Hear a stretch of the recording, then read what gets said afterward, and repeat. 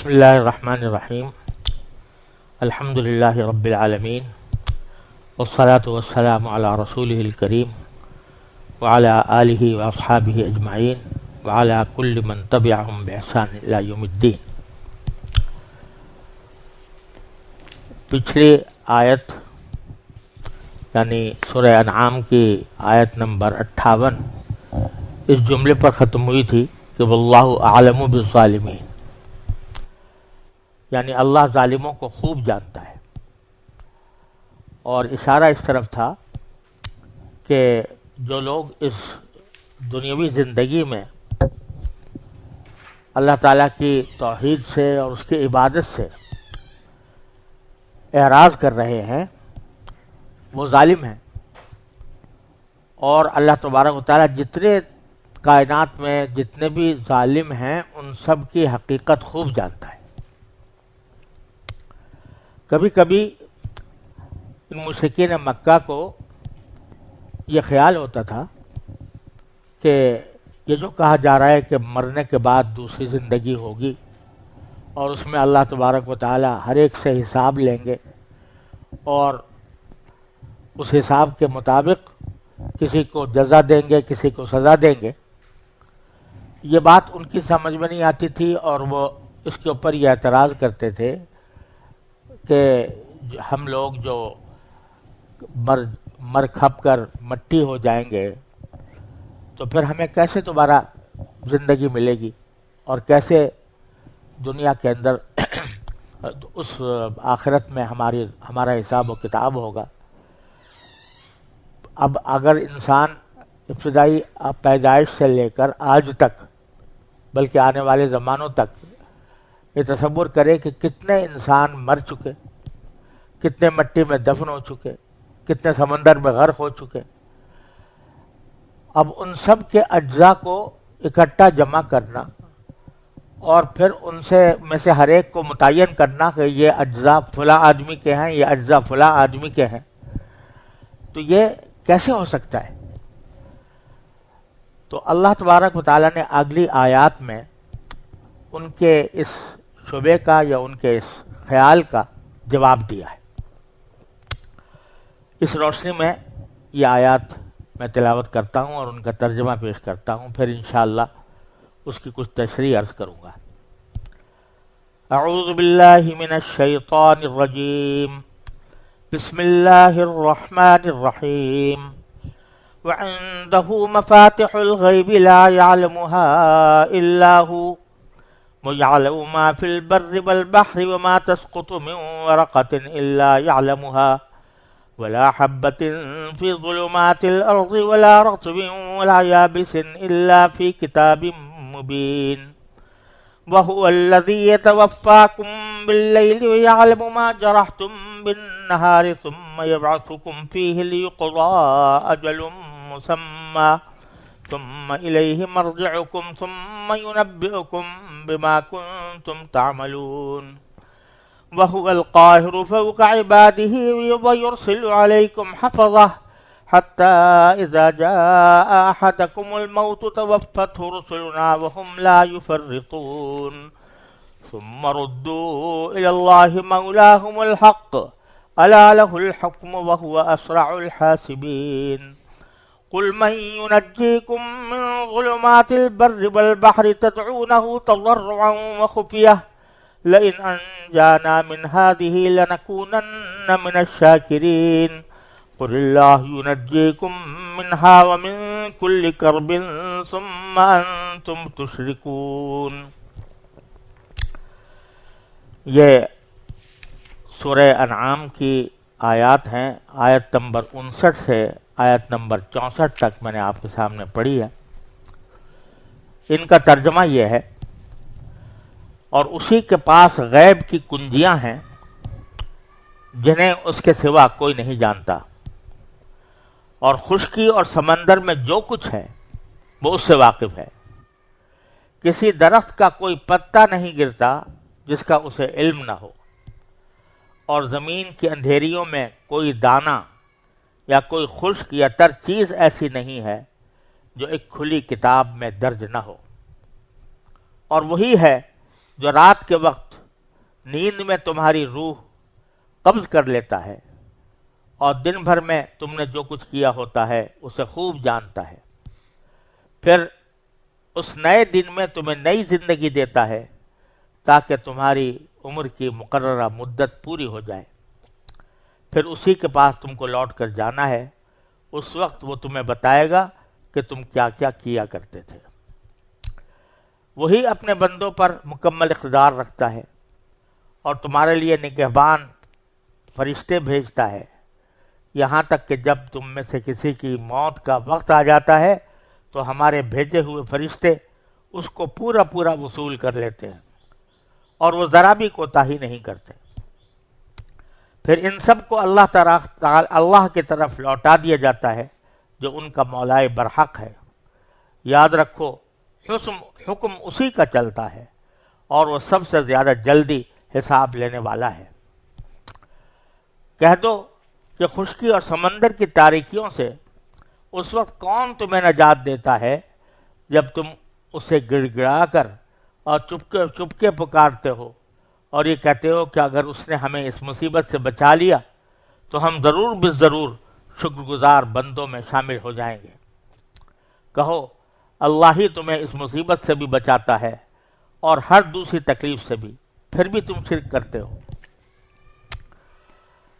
یہ آیات کریمہ ہیں جن کا پس منظر میں نے ابھی عرض کیا کہ مشرکین کے خیال میں جو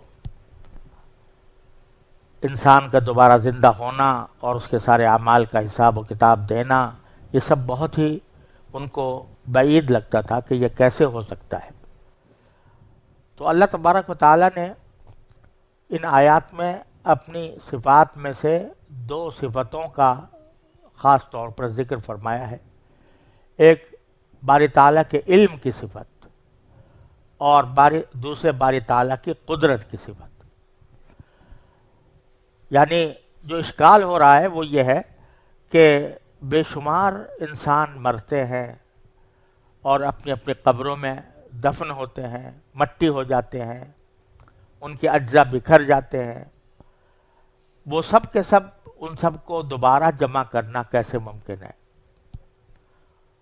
اور دوسرا یہ کہ اس کائنات کے ختم ہونے کے بعد کوئی دوسری زندگی ہونا، انہی مردہ ذرات کا دوبارہ حیات پا لینا، زندگی پا لینا، یہ بہت بعید معلوم ہوتا ہے. تو باری تعالیٰ نے سب سے پہلے تو یہ فرمایا کہ وَعِندَهُ مَفَاتِحُ الْغَیْبِ،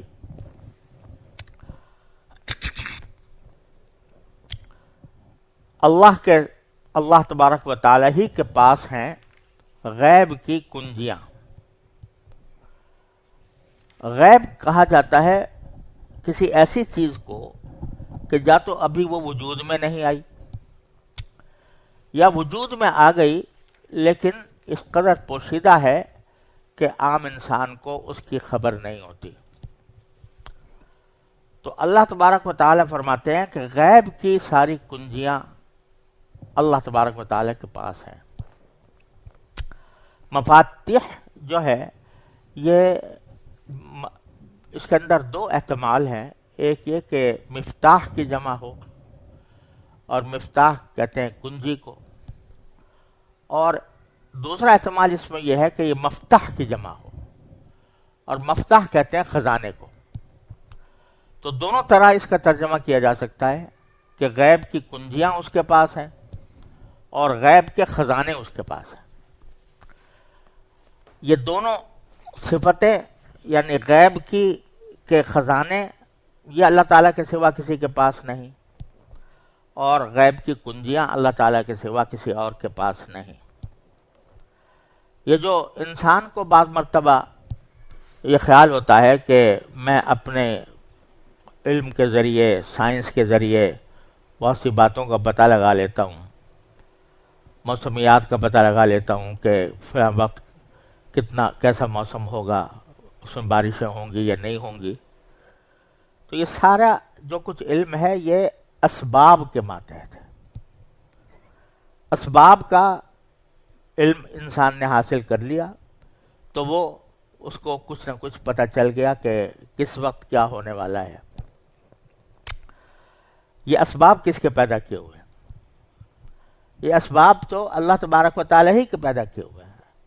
اگر موسمیات کا محکمہ اپنے ظاہری حالات کو دیکھ کر یہ پتہ لگاتا ہے کہ فلاں وقت بارش ہوگی یا نہیں ہوگی، تو یہ جس علم کے ذریعے وہ پتہ لگا رہا ہے اور جن ذرائع کے ذریعے اور اسباب کے ذریعے پتہ لگا رہا ہے، وہ بھی تو اللہ تعالیٰ ہی کے پیدا کیے ہوئے ہیں۔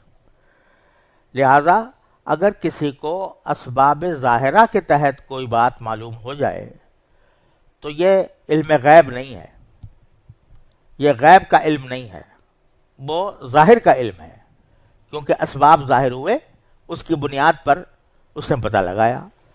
اگر کسی حاملہ عورت کے پیٹ میں بچہ ہے اور الٹرا ساؤنڈ کر کے ڈاکٹر نے یا طبیب نے یہ اندازہ لگایا کہ یہ آیا مذکر ہے یا مؤنث ہے، تو یہ الٹرا ساؤنڈ کس نے پیدا کیا؟ الٹرا ساؤنڈ کے ذریعے یہ علم حاصل کرنا کس کے ذریعے ہوا؟ یہ سب کچھ اس کا خالق و مالک اللہ تبارک و تعالیٰ ہے۔ تو اس کو یہ نہیں کہیں گے کہ یہ علم غیب ہے، یہ علم غیب نہیں ہے بلکہ علم ظاہر ہے۔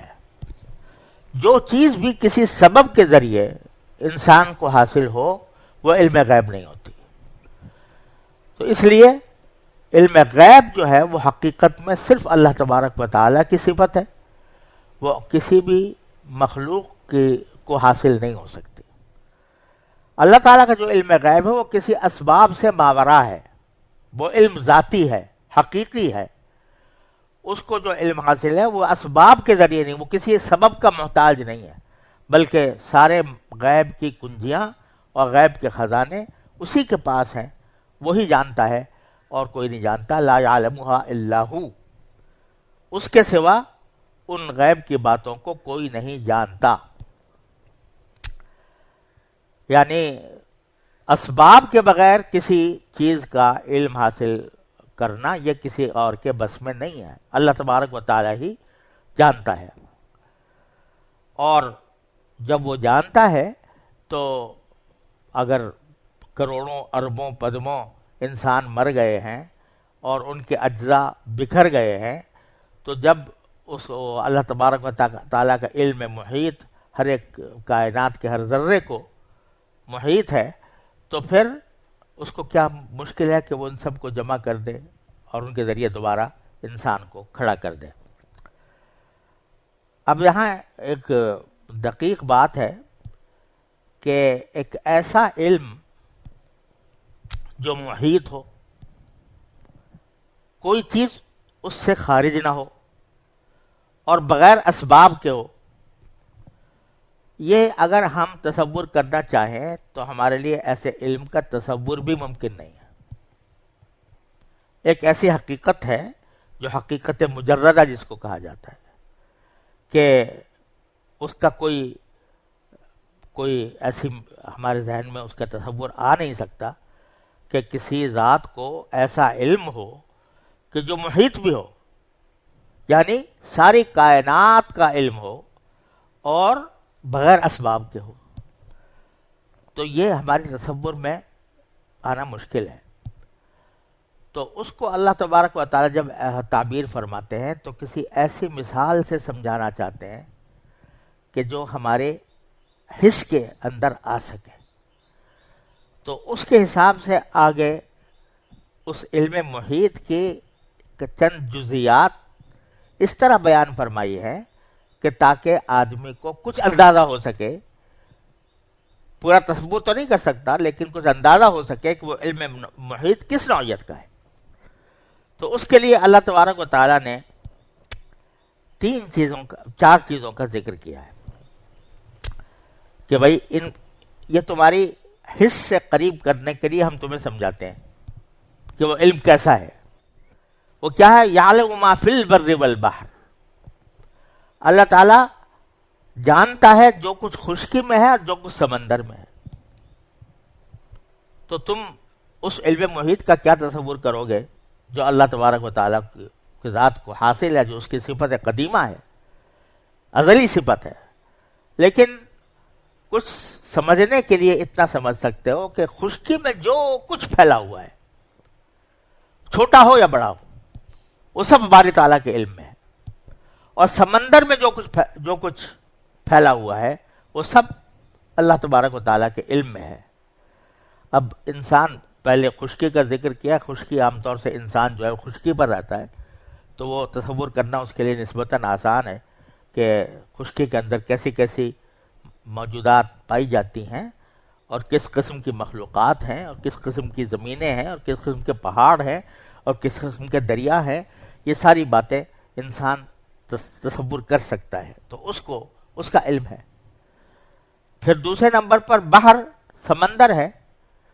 سمندر اگرچہ خشکی کے مقابلے میں کہیں زیادہ بڑا ہوا ہے، اس کی مخلوقات بھی خشکی کی مخلوقات کے مقابلے میں بدرجہ زیادہ ہے، لیکن چونکہ تمہاری نظروں سے وہ پوشیدہ ہے، تو اس لیے تمہارے لیے بر کے بعد پہلے بر کو سمجھ لو، یعنی خشکی کو، اور پھر سمندر کو، کہ سمندر کے اندر کتنی مخلوقات ہم نے پیدا کی ہیں اور کیسی کیسی مخلوقات پیدا کی ہیں۔ پہلے زمانے میں تصور کرنا ذرا مشکل ہوتا تھا سمندر کا، لیکن اب تو انسان سمندر کی گہرائیوں میں جا کر دیکھ لیتا ہے کہ کیا کچھ پھیلا پڑا ہے۔ کچھ مجھے بھی ایک دو مرتبہ موقع ملا سمندر کے اندر جانے کا، تو وہاں جو مخلوقات موجود ہیں، صحرا اس میں ہے، پہاڑ اس میں ہے، باغات اس میں ہیں، جنگل اس میں ہے، حیوانات اس میں ہیں، اور حیوانات ہم تو صرف مچھلی سمجھتے ہیں، لیکن جو حیوانات سمندر کے اندر پائے جاتے ہیں وہ ان کی قسمیں اتنی بے شمار ہیں کہ انسان تصور نہیں کر سکتا۔ تو وہ سب باری تعالیٰ کے علم ہے۔ پھر تیسری بات فرمائی، وَمَا تَسْقُطُ مِن وَرَقَةٍ إِلَّا يَعْلَمُهَا، کسی جگہ بھی کوئی پتا اگر گرتا ہے تو وہ بھی اللہ تعالیٰ کے علم میں ہے، کہ فلاں جگہ پر فلاں درخت کا ایک پتا گرا ہے، یہ بات باری تعالیٰ کے علم میں ہے۔ نہ صرف علم میں ہے بلکہ گرتا ہی باری تعالیٰ کی مشیت سے، اور اس کا کچھ نہ کچھ مقصد ہوتا ہے جو ہماری سمجھ میں نہیں آتا۔ تو جو پتا بھی گرتا ہے باری تعالیٰ اس کا علم رکھتا ہے۔ وَلَا حَبَّةٍ فِي ظُلُمَاتِ الْأَرْضِ وَلَا رَطْبٍ وَلَا يَابِسٍ، اور زمین کی اندھیریوں میں اگر کوئی دانہ بھی موجود ہے تو اس کا علم بھی اللہ تبارک و تعالیٰ کو حاصل ہے۔ زمین کی اندھیریوں میں کوئی دانہ یا کوئی خشک یا تر چیز ایسی نہیں ہے جو ایک کھلی کتاب میں درج نہ ہو۔ کھلی کتاب سے مراد در حقیقت باری تعالیٰ کی صفت علم ہے، جو اس کو آپ لوح محفوظ کہہ لیں یا باری تعالیٰ کی صفت علم محیط کہہ لیں، وہ سب اس کے اندر درج ہے۔ پھر فرمایا کہ یہ تم بڑے اس بات کو مستبعد سمجھتے ہو، بعید سمجھتے ہو کہ مرنے کے بعد دوبارہ زندگی کیسے ہوگی،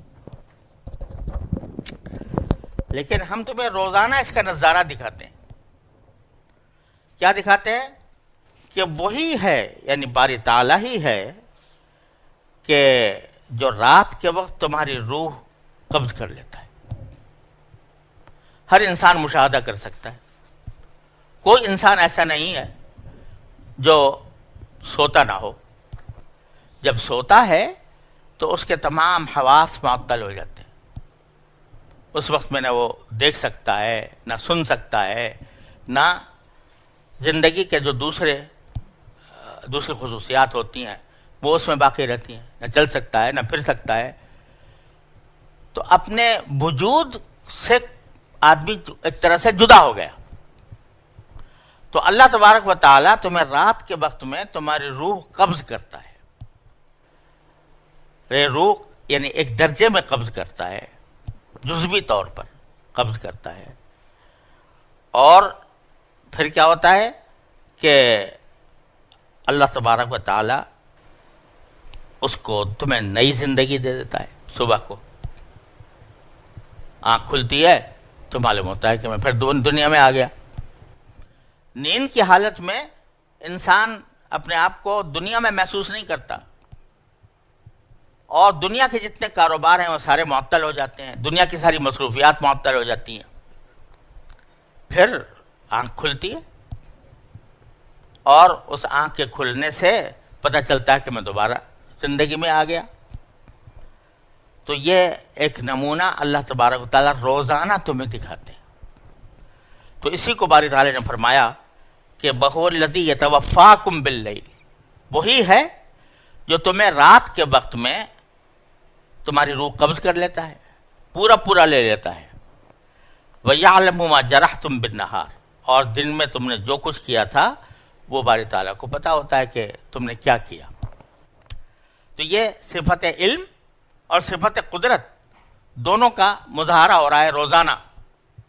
رات کے وقت میں باری تعالیٰ اپنی قدرت سے تمہیں دنیا سے ہٹا دیتا ہے اور اپنی قدرت سے ہی واپس لے آتا ہے، اور اس کو یہ بھی پتا ہے کہ تم نے دن بھر میں کیا کام کیے تھے. ثم یبعثکم فیہ، پھر تمہیں دوبارہ زندگی دیتا ہے. لیقضی اجل مسمی، تاکہ تمہاری جو عمر کی مقدار اللہ تعالی نے طے کر رکھی ہے وہ پوری کر دی جائے. اب جب آدمی سو کر اٹھتا ہے تو ایک نیا دن شروع ہو جاتا ہے اس کا، اور نیا دن شروع ہونے کے نتیجے میں وہ روزانہ جب یہ عمل ہوتا ہے تو وہ آدمی بڑھتا چلا جاتا ہے اس مقدار تک جو اللہ تعالیٰ نے اس کے لیے مقرر کیا. تو یہاں اگر دیکھو کہ اللہ تبارک و تعالیٰ روزانہ تمہیں اپنی قدرت کا بھی نظارہ دکھا رہا ہے، تم اپنے علم کا نظارہ بھی دکھا رہا ہے کہ کس طرح تم رات کو سوتے ہو اور کس طرح صبح کو زندہ ہو جاتے ہو. اسی لیے یہ تعلیم دی گئی کہ جب آدمی سونے لگے تو کیا کہے؟ اللہم بسمک اموت و احیا، اے اللہ میں آپ ہی کے نام سے مرتا ہوں، آپ ہی کے نام سے جیتا ہوں. اور جب بیدار ہو تو کیا کہے؟ الحمدللہ الذی احیانا بعد ما اماتنا والیہ النشور. شکر ہے اس اللہ کا کہ جس نے ہمیں مرنے کے بعد موت دینے کے بعد ہمیں زندگی عطا فرمائی. والیہ النشور، اور پھر بالآخر جانا اسی کی طرف ہے. یعنی انسان کو ہر روز یہ یاد دلایا جا رہا ہے، یہ کہہ کر یاد دلایا جا رہا ہے کہ جس طرح تم روزانہ تم یہ ایک طرح سے نیند سے بیدار ہوئے ہو، دوسری زندگی تمہیں عطا ہوئی ہے، تو اسی طرح ایک وقت آنے والا ہے کہ تم مستقل طور پر تمہاری روح قبض کر لی جائے گی اور تم دنیا سے چلے جاؤ گے، اور پھر تمہیں دوبارہ واپس لایا جائے گا. الیہ النشور ثم الیہ مرجعکم، پھر اسی کی طرف تمہیں لوٹنا ہے. ثم ینبئکم بما کنتم تعملون، تو وہ اللہ تعالیٰ اپنے علم محیط کے ذریعے تمہیں بتائے گا کہ تم کیا کچھ کرتے رہے. یعنی پہلے ایک نمونے میں بتایا کہ نیند کے اندر تمہیں سلا دیا، تمہاری روح قبض کر لی، لیکن جو کچھ تم نے دن میں کیا تھا، یعلم ما جرحتم بالنہار، تو دن میں جو کچھ بھی تم نے کام کیا تھا اس کا علم ہے باری تعالیٰ کو. اب تو تم سو گئے لیکن دن بھر جو کچھ کر کے آئے ہو وہ سب اللہ تعالیٰ جانتا ہے. اسی طرح جب آخری اور انتہائی موت آئے گی اور موت کے بعد جب تمہیں دوبارہ زندہ کیا جائے گا، تو جس طرح رات کو سلانے کے بعد دن میں کیے ہوئے کام باری تعالیٰ کو معلوم تھے، تو اسی طرح موت کے بعد جب تمہیں دوبارہ زندگی دی جائے گی تو وہ تمہیں بتائے گا تم نے کیا کیا کرتوت کیے تھے دنیا کے اندر. وَهُوَ الْقَاهِرُ فَوْقَ عِبَادِهِ، اور اپنے بندوں پر تمام تر قدرت اسی کو حاصل ہے. اس قدرت کا ایک چھوٹا سا نمونہ آگے بیان فرمایا کہ زندگی میں جب تم اس دنیا کے اندر ہوتے ہو تو اللہ تعالیٰ تمہاری حفاظت کے لیے فرشتے بھیجتا رہتا ہے. یرسل علیکم حفظہ، تمہارے پاس نگہبان فرشتے بھیجتا رہتا ہے. حدیث میں اس کی تفصیل آئی ہے کہ ہر انسان جب اس کی دنیا کے اندر ہوتا ہے تو اس کے اوپر اس کی حفاظت کے لیے فرشتے مقرر ہیں. اور بعض احادیث میں فرمایا گیا کہ جتنے انسان کے جوڑ ہیں جسم کے، اس میں سے ہر جوڑ کے اوپر ایک نگہبان مقرر ہے، یعنی ہر جوڑ کی حفاظت کر رہا ہے۔ اگر انسان اپنے وجود پر غور کرے تو کتنے جوڑ ہیں اس کے اندر؟ بعض حضرات نے اس کو 360 کے عدد میں محصور کیا ہے کہ 360 جوڑ ہیں انسان کے۔ یہ تو ہمارا اندازہ ہے، پتہ نہیں کتنے ہوں گے۔ ہر جوڑ کے حفاظت پر فرشتہ مقرر ہے، یعنی انسان اگر دیکھے تو موت اس کے زیادہ قریب ہے بنسبت زندگی کے۔ اس جوڑ میں سے کسی ایک جوڑ میں کوئی خلل واقع ہو جائے تو موت ہے۔ جوڑ سے مراد صرف یہ ہاتھ پاؤں کے جوڑ نہیں ہے، بلکہ انسان کی زندگی کا جسم کا جتنا ڈھانچہ ہے اس میں جوڑ ہیں، رگیں ہیں، پٹھے ہیں، وہ سارے کے سارے ایسے نازک ہیں کہ کسی بھی دھچکے کو برداشت نہیں کر سکتے۔ لہذا انسان جب زندہ ہوتا ہے تو یہ سارے جوڑ جو ہے خطرے کا شکار ہوتے ہیں۔ اللہ تعالیٰ نے ان کی حفاظت کے لیے فرشتے مقرر کر رکھے، ہر انسان کے، مسلمان ہو کافر ہو، اللہ کو مانتا ہو نہ مانتا ہو، اللہ تبارک و تعالیٰ نے وہ فرشتے مقرر کر رکھے کہ اس کی حفاظت کرو۔ یہ ہم نے اپنی مخلوق بنائی ہے تو اس کی حفاظت پر وہ مأمور ہے، یرسل علیکم حفظہ۔ پھر یہی فرشتے جب موت کا وقت آ جاتا ہے مقرر، حتی اذا جاء احدکم الموت، جب تم میں سے کسی کی موت کا وقت آ جاتا ہے، توفتہ رسولنا، تو وہی فرشتے جو حفاظت کر رہے تھے وہی پورا اس کو لے لیتے، یعنی روح قبض کر لیتے، موت آ جاتی ہے۔ ساری زندگی عبادت کرتے رہے، اور جب اللہ تعالیٰ کا مقرر کیا ہوا وقت آ گیا تو انہوں نے ہی اس کی روح قبض کر لی۔ وَهُمْ لَا يُفَرِّطُونَ، اور وہ اس اپنے کام میں کوئی کوتاہی نہیں کرتے، کہ جب تک حفاظت کا حکم تھا حفاظت کر رہے تھے، اور جب موت دینے کا وقت آیا، اللہ تعالیٰ کی مشیت اس کی مقتضی ہوئی کہ وہ موت دے، تو پھر اس وقت یہی فرشتے جو حفاظت کر رہے تھے یہ اس کی روح قبض کر لیتے ہیں۔ ثم ردوا الی اللہ مولاہم الحق، پھر ان کو لوٹا دیا جاتا ہے انسانوں کو اللہ کے پاس جو ان کا مولائے برحق ہے۔ تو یہ سارا کارخانہ اللہ تبارک و تعالیٰ تمہیں روز دکھاتے ہیں کہ ایک طرف تمہیں موت کی ایک نشانی دے دیتے ہیں نیند کی شکل میں، اور پھر تمہیں دوبارہ بیدار کرتے ہیں ایک نئی زندگی کی شکل میں۔ دن بھر تمہاری حفاظت کی جاتی ہے اس کے فرشتوں کے ذریعے، اور بالآخر ایک وقت آ جاتا ہے کہ یہی فرشتے تمہاری روح قبض کر کے تمہیں لوٹا دیتے ہیں تمہارے مولائے برحق۔ کوئی اس اللہ تبارک و تعالیٰ کے فیصلے میں خلل انداز نہیں ہو سکتا۔ جو وقت نیند کا مقرر کیا ہے وہ نیند ہوگی، جس وقت دوبارہ بیدار ہونے کا وقت مقرر کیا ہے انسان بیدار ہوگا۔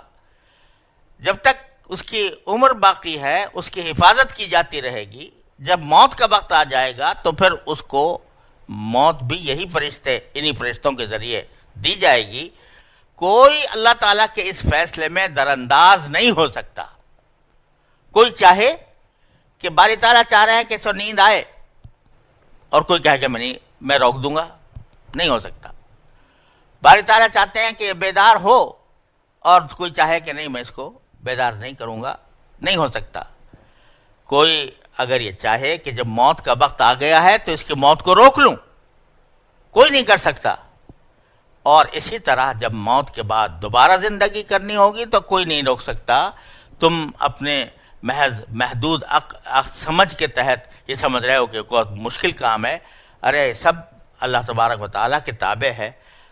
ردوا الی اللہ مولاہم الحق الا لہ الحکم، خوب سمجھ لو کہ حکم اسی کا چلتا ہے۔ تمہارے سارے آلات، اسباب، تمہارے منصوبے سارے کے سارے دھرے کے دھرے رہ جاتے ہیں اللہ تبارک و تعالیٰ کے حکم، اس کے فیصلے کے مقابلے میں۔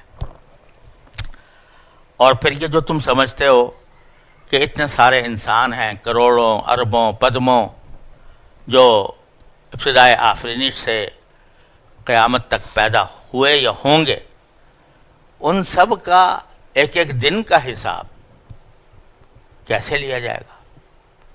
کتنا وقت صرف ہوگا، کتنی مشقت ہوگی؟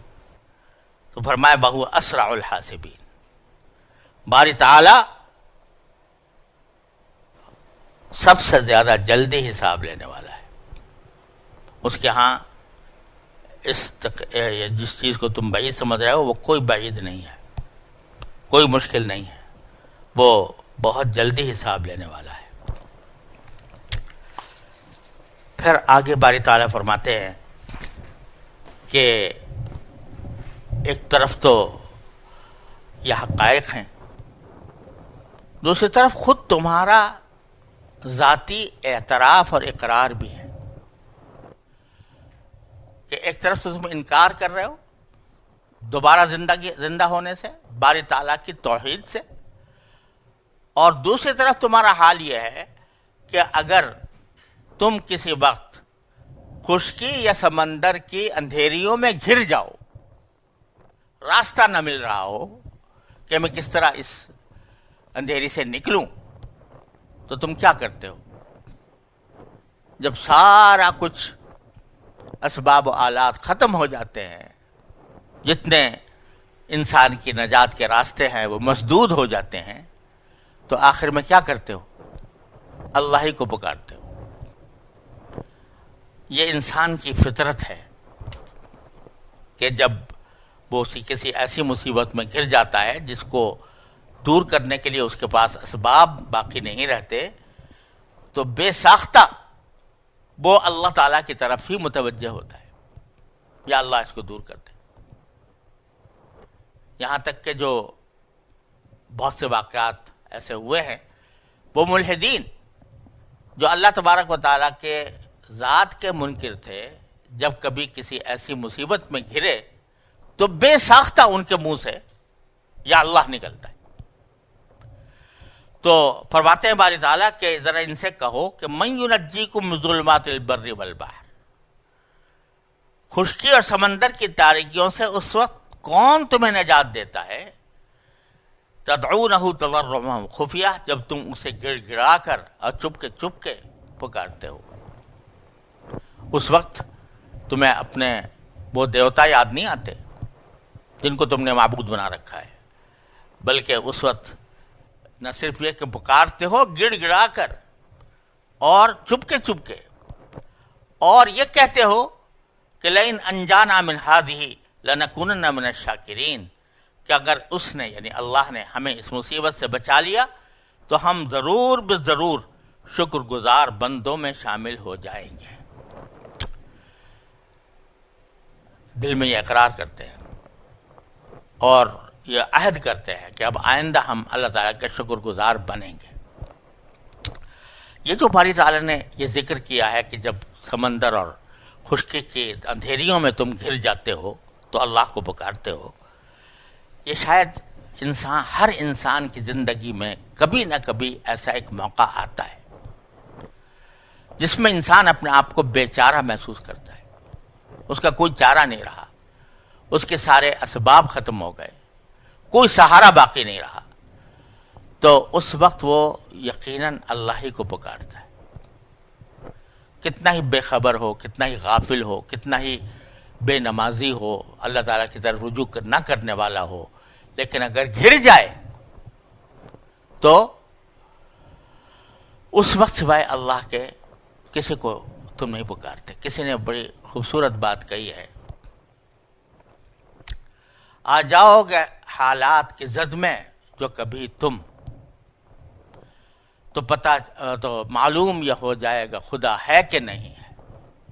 حالات کی زد میں اگر کبھی آ گئے تو اس وقت میں کوئی سہارا نہیں ہوگا سوائے اس کے کہ تم خدا کو پکارو۔ چنانچہ تم نہ صرف کو پکارتے ہو، وعدہ بھی کرتے ہو کہ اب اگر ہم اس سے نکل گئے تو ہم شکر گزار بندوں میں شامل ہوں گے۔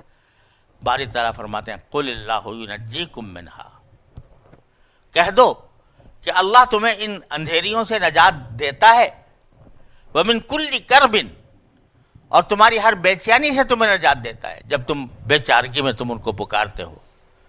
لیکن تمہارا رویہ کیا ہے کہ یہ وعدہ کرنے کے بعد کہ ہم اگر بچ گئے تو اللہ کو کے شکر گزار بنیں گے، تمہارا رویہ ہوتا ہے کہ ثم انتم تشرکون، پھر بھی تم شرک کرتے ہو۔